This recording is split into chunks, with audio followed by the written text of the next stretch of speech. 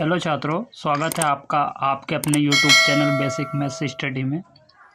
आज इस वीडियो में हम संख्या को विस्तारित रूप में लिखना सीखेंगे।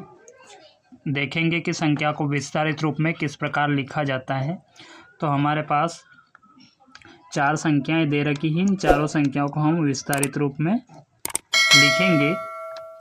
तो चलिए हम वीडियो को शुरू करते हैं और इन संख्याओं को विस्तारित रूप में लिखना शुरू करते हैं।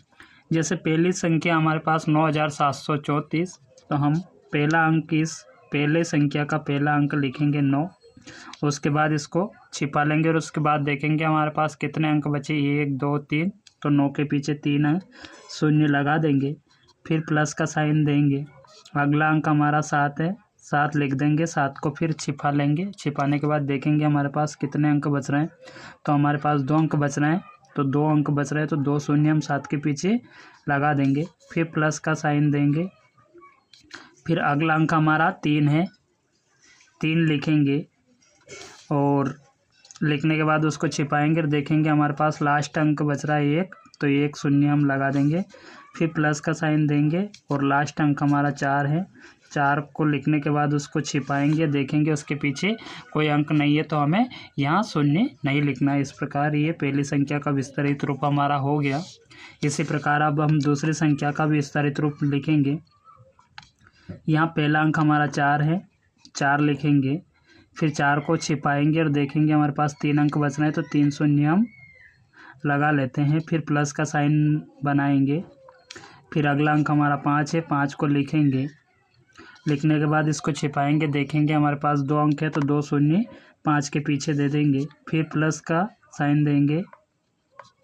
फिर 6 लिखेंगे, 6 को छिपाएंगे, देखेंगे 1 अंक है, तो 1 शून्य हम लगा देंगे, फिर प्लस का साइन देंगे। फिर लास्ट हमारा 1 है, तो 1 को लिखेंगे और 1 को लिखने के बाद देखेंगे इसके पीछे कोई अंक नहीं है, तो हम इसके पीछे शून्य नहीं लगाएंगे। इस प्रकार इसका भी विस्तारित रूप हम निकाल लिया।